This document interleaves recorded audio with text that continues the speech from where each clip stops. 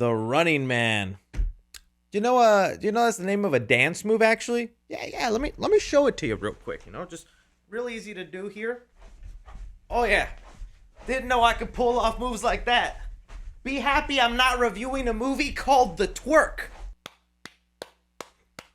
Yeah, let's get this review started. The Running Man is the latest movie directed by Edgar Wright and is an adaptation of a Stephen King novel. Set in a dystopian future, we follow Ben Richards, played by Glenn Powell, who enters a game show called The Running Man, where as a contestant, he must survive 30 days out in the wild where everyone and anybody is out to hunt him. And if he can survive all 30 days, he will become extremely rich. That's all pretty much. I got any spoilers to you guys. This will be a spoiler-free review. The Running Man. So when it came to this movie, I feel like there was a lot of different reasons to be excited for it. For one, it's an Edgar Wright movie. I know that was like my number one thing. For others, it's people who read the Stephen King novel and just wanted to see it adapt for the second time, or those who were a fan of the first adaptation starring Arnold Schwarzenegger, a version of The Running Man that had to be extremely different for budgetary reasons instead of having the world hunt down Ben Richards. He was a criminal put inside this contestant arena where he had to survive. But getting back to it, for me, it was the fact that Edgar Wright was directing this movie. I love Edgar Wright as a director. Anything from his Coronado trilogy, which included Shaun of the Dead, Hot Fuzz, World's End. Then you move on to one of his most underrated movies that should have been a big box office hit, Scott Pilgrim vs. the World. Even something like Baby Driver. He's a director that just injects so much personality, so much flair, gives it such a unique look that to me, the most exciting part is to see what Edgar Wright will do in terms of that visual flair and giving each movie their own unique vision. And so I strapped myself in, loaded up for The Running Man, sat down watching it there, and oh my goodness, guys. I think the thing Edgar Wright feared the most is he finally made that Studio Ant-Man movie he was trying to avoid. Oh, I'll get to what I mean there in a second, guys, but look, let me be honest. The movie is still enjoyable. I would still even consider it a good movie. But I am going to be honest when I say this is probably now one of my least favorite Edgar Wright films for a couple of reasons. Starting off with what I really did enjoy about the movie, though, is I think Glenn Powell is charismatic, although I do find it kind of interesting that his last couple of projects have involved him wearing prosthetic makeup, different disguises, and putting on a funny accent. He did it in Netflix's The Hitman. He's doing it on this Hulu show called Chad Powers, and now in The Running Man, it also requires him to wear different disguises, wigs, mustache, funny accents. I think Glenn Powell's really trying to showcase he's a master of disguise. Turtle? Not turtle? No. But yeah, he's enjoyable in this, and he does carry the film to a degree. Edgar Wright is also no stranger to action. He showcases here again that he knows how to deliver on an action fun ride. And yeah, there are a couple of sequences that I found pretty thrilling. There's even one where Glenn Powell gets full on naked and has to climb the side of a building.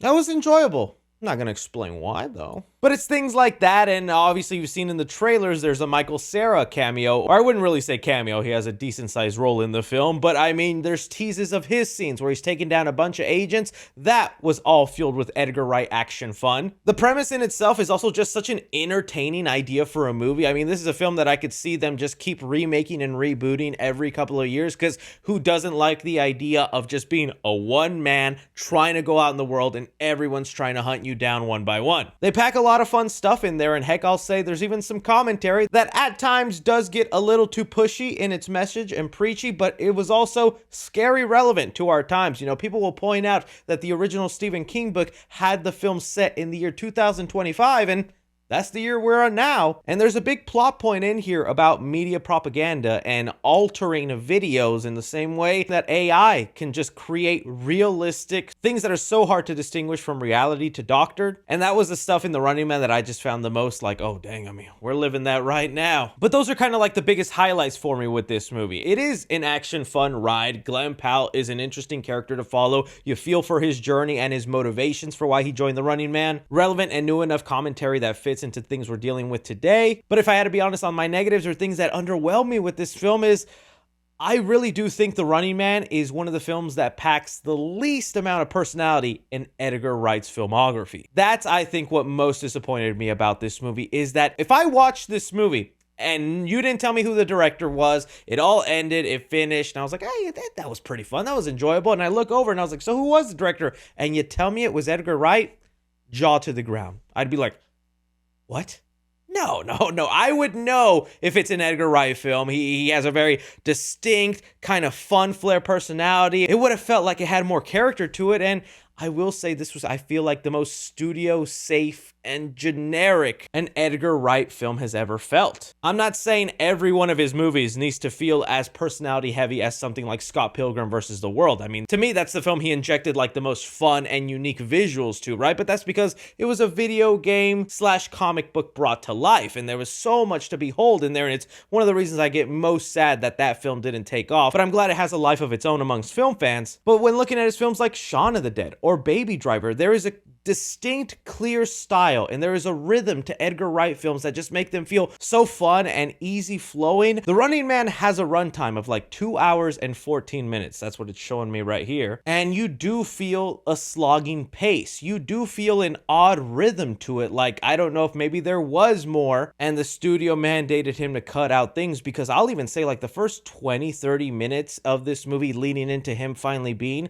into the Running Man competition, so oddly paced for an Edgar Wright film. I mean, even just the dialogue and the way characters are interacting, it doesn't feel like the film has any, I don't want to say no soul, because that's kind of rude to say, but in a sense where it just feels like we're just trying to get to the next scene instead of actually building characters and emotional connections. Because that's another problem I had with this movie, is there's supposed to be emotional heavy moments in the film, and you just haven't resonated or connected with the characters enough for those moments to hit. And I think that's also a tone issue with the film. I've never read The Running Man, but I was seeing a lot of people complain when the trailer came out because they thought this would be the most faithful adaptation to the Stephen King interpretation, and everybody was like, why is it so jokey? Why is it so lighthearted? And while for the most part the movie does have that jokey, lighthearted, just trying to have an entertaining, fun action time, there tries to be some serious moments that are supposed to pull at your heartstrings, and they just don't land. That also plays me into the next thing, where the movie just felt very safe, very straightforward. I mean, for the character of Glen Powell, Ben Richards,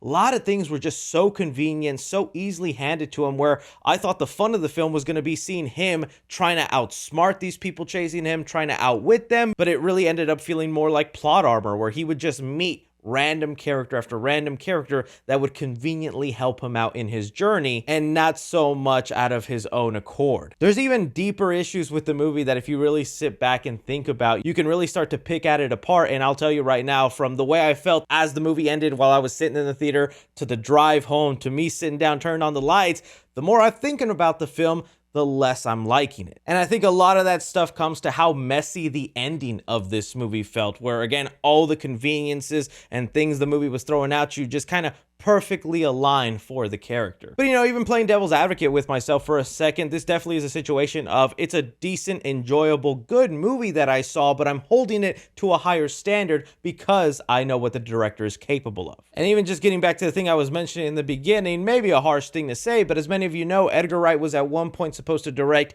the Ant-Man movie, the first Ant-Man film for the MCU, but whenever it became a more connected cinematic universe, and then Kevin Feige wanted to include things like the Falcon scene in there to integrate Ant-Man to a larger universe, Edgar Wright dropped out because he just really wanted to have his own unique vision and not someone muddling in.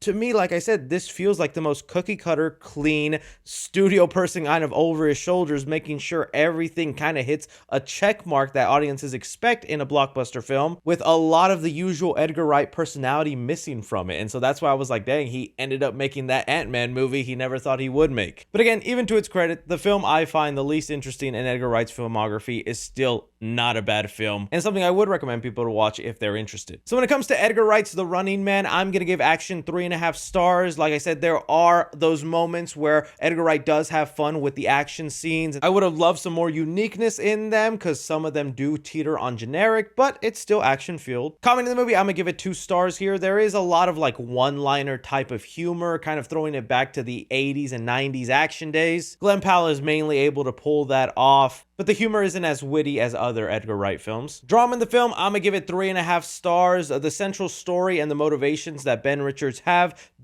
are worthy enough for him to join the Running Man. A lot of the commentary that was made that reflects our society, like I was mentioning specifically when it came to the AI videos, I thought was scary relevant, but some of the stuff does teeter on cliche and a little preachy. And suspense of the film, I'm gonna give it 3 stars. There was a lot of suspense towards the beginning of the movie, but as things went along and I was realizing they're playing things very safe, very predictable, your suspense and that long run time kind of withers out as the movie goes along. When looking at the 3 C's, I think this is a movie that's going to be best enjoyed by the casuals. Cinephiles, I think, expect a little more for Edgar Wright as the critics, where casuals have a lot of that check mark, fun at the movie kind of vibe that you'd expect. So when it comes to Edgar Wright's Running Man, while I do still consider it a good movie overall, it is just fine to me, and fine I just don't think is good enough to push me to that recommended theater experience, so I'd suggest to rent or stream it at home. That'll do, Donkey.